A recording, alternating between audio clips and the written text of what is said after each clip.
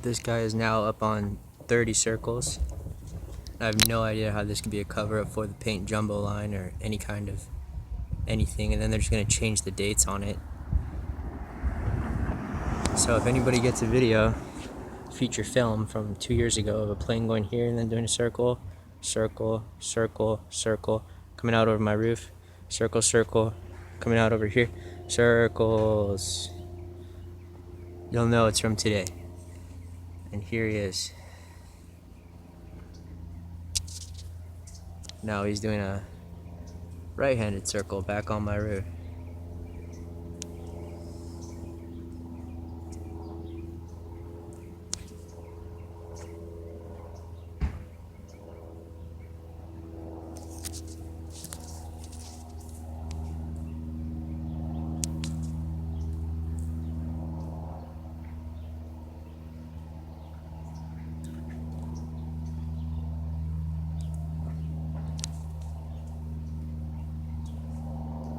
Half a mile per hour right across my roof towards 24162.